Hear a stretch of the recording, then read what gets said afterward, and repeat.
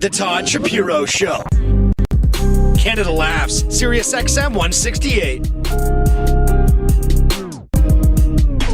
My man Lance Lambert, how are you? I'm good, man. How are you doing? Good. Say hi to Quincy Martin, real funny comic hanging out with us. Quincy, how are you doing? I'm good, man. Yourself? Excellent. Very good. Enjoying the sunshine. Were you in SoCal? You in SoCal? I am. I'm back home in SoCal for a minute anyway. Very nice. Yeah. Well, it's a snowstorm here, so thanks for rubbing that in. Really appreciate it. Okay, and I have to blame that on myself because the same thing happened on my way up there. I stopped over in Minnesota and then headed on to Toronto last week, and my team's like, as soon as you left, the snow came. What's up with that? And I'm like, I don't know. It's just coincidence. Your breadcrumbs are snowflakes. Hey, we were just off topic. We were just having a conversation, and whether you're Trump supporter, not Trump supporter, all this kind of stuff.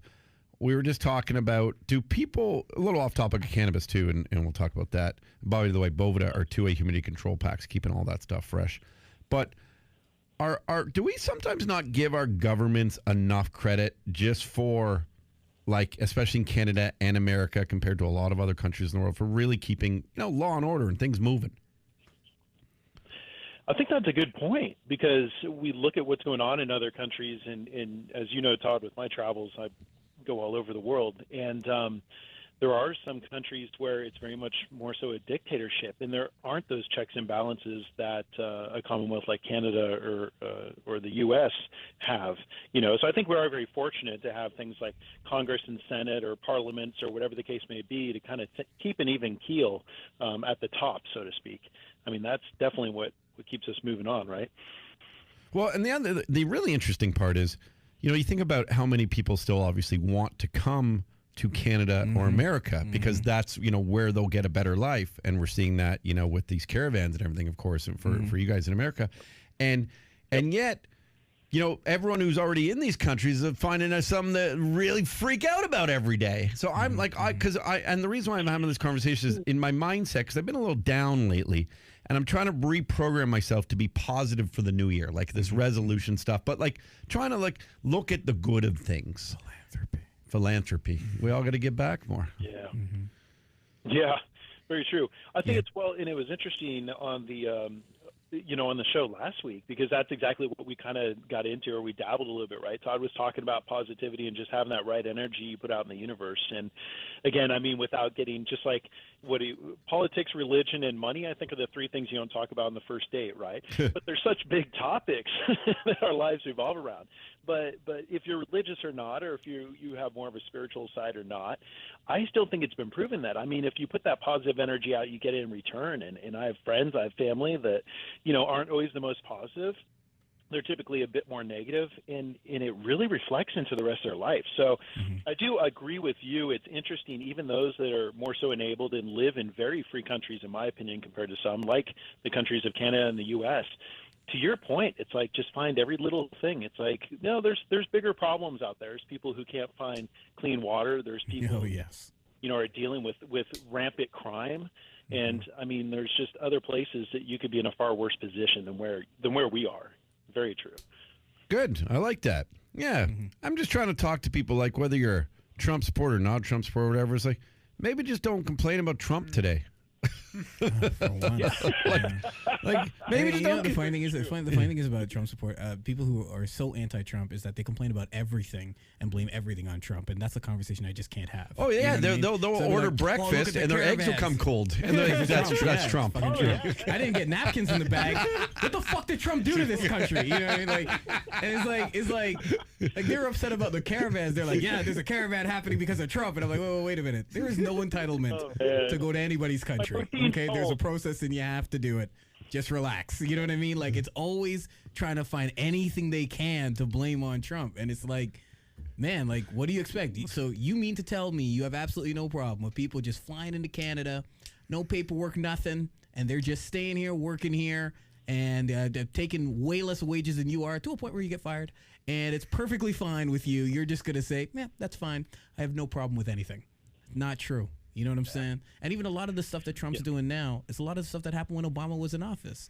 Look at the travel ban. Obama had 3 travel bans while he was in office. That shit ain't make the news. Yeah. And it's not going to make the news.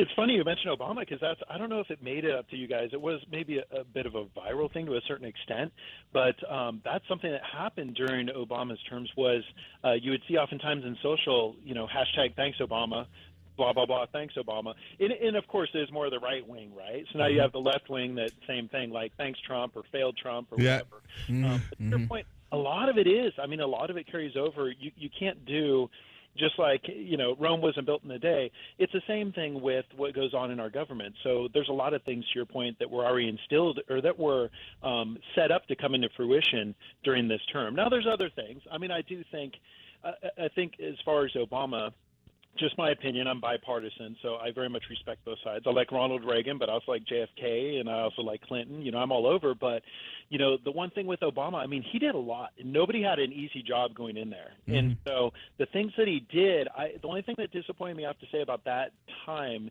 in the U.S.'s, span is the fact that a lot of things that he did were kind of undervalued or maybe underrated by certain groups. And it's like he did accomplish quite a bit based on circumstance at hand.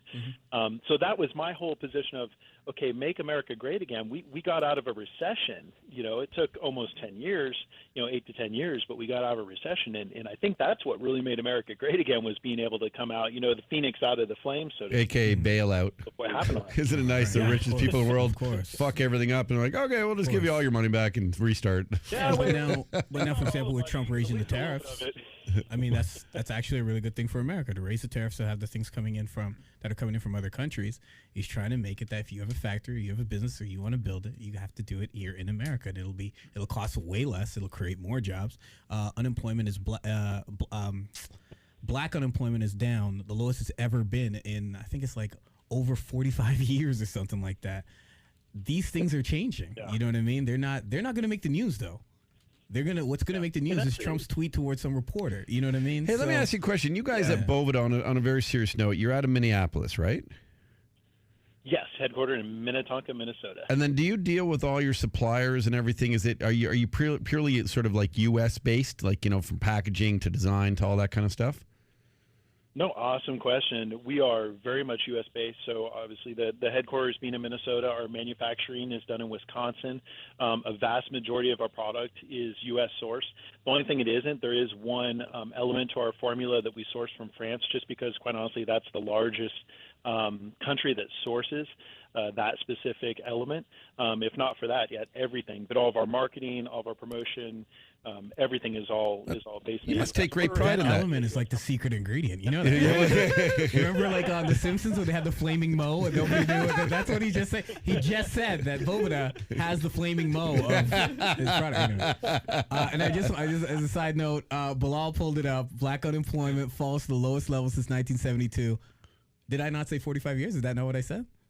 And that is 46 years. Well, I was off by one. I was closest without going over. I get the Showcase Showdown. I win both. Showcase Showdowns. Well, you win Boveda Ink products. Yeah, I'll get you a Boveda shirt right now. Thank you very much. You get a do we have Boveda shirts we can give them? Oh, nice. We had a Boveda shirt for you. Oh, thank you. Thank you so much. You guys take great pride in that then, eh? I like to hear that. That's cool stuff.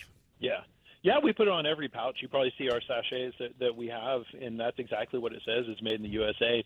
And we are proud of it, and I agree. I mean, that's, the U.S. has gone by way, and I think Canada, as well as a few other Commonwealths like Australia, but they're, of course, on this big island, so I understand their circumstance. But the U.S. has become an excessive group of consumers, and so much so that a lot of it, to your point, has more and more of it has been sourced overseas, specifically China. But, I mean, we get products from all around the world, and a lot of that product can be made in our own backyard, and we are so proud of it back in the day. So I think it's kind of a funny thing. I pick on Apple a little bit. I'm an Apple guy. And it's funny how, they pride themselves on designed in the U.S., designed in California. It's like, that's great. Now, why don't you build it here? Yeah, right. I get conflicted sometimes with Nike because I'm a massive shoe collector.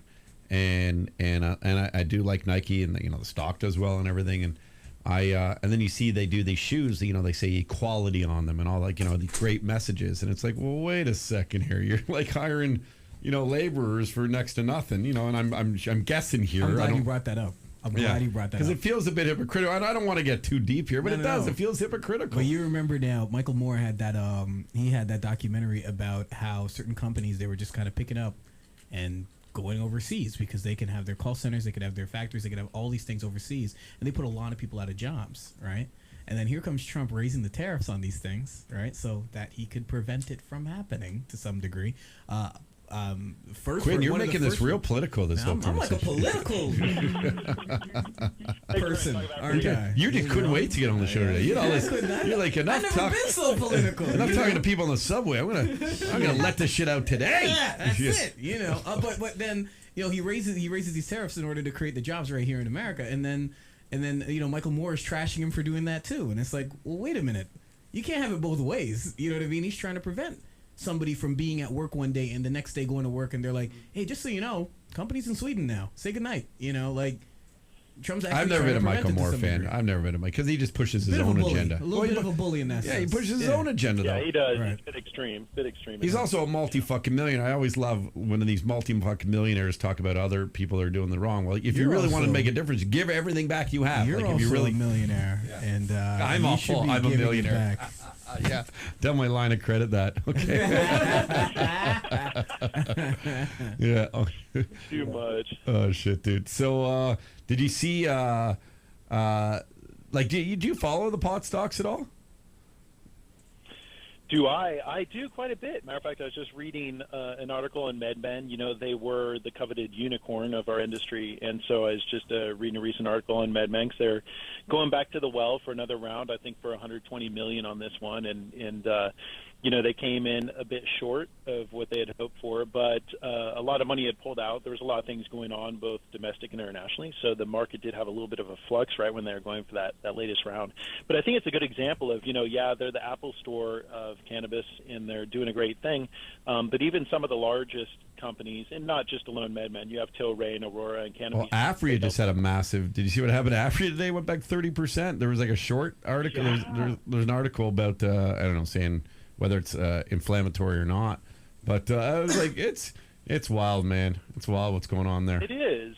It's really, and I don't mean to flashback, but coming from several years in the .com industry, it's not too different. I mean, at least we're moving for a bigger cause here, right? This is the freedom of the plant. This is power to the people in having the natural remedy besides hardcore pharmaceuticals to help people in all different levels of needs from a medical perspective. But there's still a lot of politics tied to anything that has a lot of money or a lot of potential. So, do you think? Can I ask you a question? Do you think one day?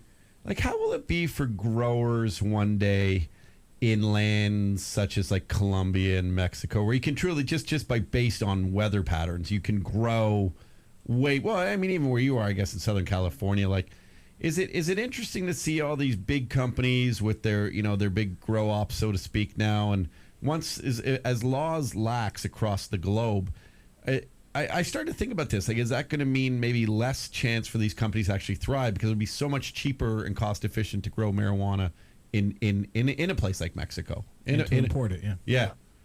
Yeah, well, we've talked about that. I mean, did we talk about that? Yeah, we did. Yeah, because Canada got their first round of medical crops from Jamaica. What was it? A little bit over a month ago now. Oh yeah, of course. Canadians do have crops in Colombia as well. No, it's a great point, though. I mean, that's one thing, Todd, that a lot of people don't factor is what's the true net, because this market in this industry hasn't been fully commoditized yet. The hemp. Yeah, because the textile hemp has been around for some time, and that's a whole other global conversation. But specifically for cannabis sativa, that is the thing that it hasn't quite been commoditized, but you have to net it out. So even in Southern California, because Northern California is really more so where I grew up, is more so the ideal climate. Southern California, we're in a bit of a desert, so we do have good temperatures and everything that everyone loves, but we do have some other challenges as far as growing, just crop after crop after crop and just continually turning. So a lot of the operations in here are indoor. And when you net it out, when you factor in the lighting, because for some reason, I don't know why, people aren't big fans of indoor greenhouse, which essentially is you just pop the roof, almost like a Dutch greenhouse design, where you do allow to utilize the natural sunlight, but you can still control the environment from a humidity and moisture level. So a lot of these guys, it's costing them $700, $800, $900 a pound. It's like you're not going to stay in business. You really need to be at $200, $300, $400 per pound on the wholesale side or on the grow side to net out and be positive on the wholesale side. So I do hope that they come around and become a little more efficient. But it is great to hear. I mean, I shared briefly last week, Todd, South Korea launching a MedMen program. I mean, we thought it was going to be Taiwan or Thailand. Then all of a sudden, South Korea came out of left field and was like, "Oh, this is really cool." I mean, when will Russia do it? So when will Russia do it? So Russia, that's interesting. Russia, obviously not being the most ideal climate, a little less ideal than even Canada. Yeah. I mean, at least you guys have the west side, right? You have BC to work with, but Russia, it's very tough there because the politics are deep, and they have other sources as far as commoditized industries. You can't do infused vodka. Infused vodka. You joke we have an infused wine. Well, it doesn't have any alcohol because of law, but we do have an infused wine down here in Southern California. When you come, I'll introduce you to those guys. They're a character. But yeah, definitely we do have friends in Russia, and I think it'll be a little ways off. But then again, I said the same thing about the Pan-Pacific, about Asia, and again, look at what's happened. What will be the last country in the world to legalize marijuana? Let's play that game. Let's go around the table. Hang on a second. Hang on. Wait. Quincy Martin. Yes. What will be the last country in the entire globe to legalize marijuana? So it could be 30 years from now. What will be the last? Legalize marijuana in the last country in the world. I'm gonna go with Uzbekistan. That's my guess. Bilal. Saudi Arabia. They got a lot of other things to do first. Okay, A lot. A lot. I'm saying my answer is Quebec. they're their own country, right? They haven't caught up to the times yet. What do you think, Lance? Oh my gosh, I'm going to go with Bilal. You know, the Middle East, Bang, which is technically cannabis, is a part of. It's actually a religious tradition. Yeah, cannabis, albeit only one time of the year. I don't know. You know, I would have to say. Oh my gosh, let's put it on Jordan. I know it sounds crazy, but I mean, because Israel does have a medical program. Yeah, Israel's got a lot of stuff going on. Saudi Arabia. Oh, you know what? No, I've got a better one. I've been there, I've done that, and so this might be it. Singapore. Oh yeah. You go to jail, you get your hand cut off, don't you? Still.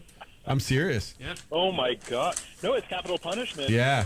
For intent of distribution of any. Quinn, stop playing around with the Boveda gift bag. You're making noise on mic. Sorry. Okay. He turned his own. Yeah. Okay. I just wanted to say thank you for all the sensor thing that goes with the app or whatever. That was really dope.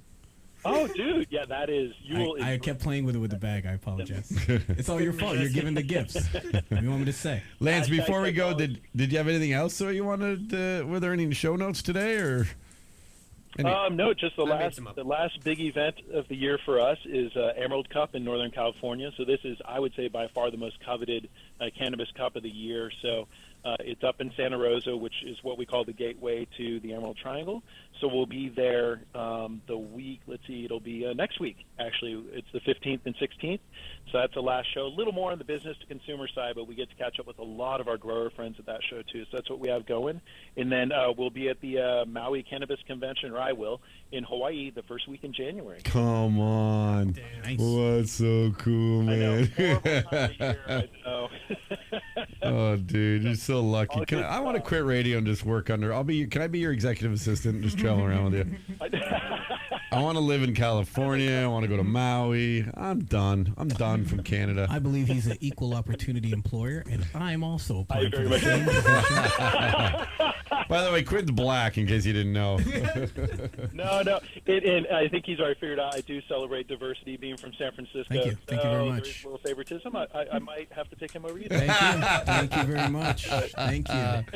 Yeah, listen, most people are way more qualified than me at everything. So my wife's a testament to that. Yeah. The only, Yo, there's no criminal background check or anything, is there? Or no? Okay. I'm just checking. There's no drug test. I'll tell you that much. Perfect. Well, listen, man, I love these chats. I really think they're very important and very real, and always very informative.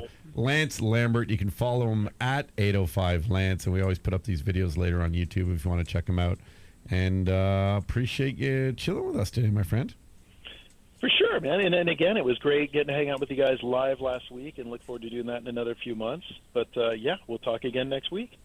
Thanks, Lance. Yeah, we can't wait to hang out with you live, but every week we do it, the Boveda Inc. Sort of cannabis report, catching up what's going on all across the globe. Can't talk today. See you, dude. Awesome. Thanks, man. See you Cheers, man, Lance. The Todd Shapiro Show. You are the greatest hero in American history. SiriusXM Canada Laughs Channel 168.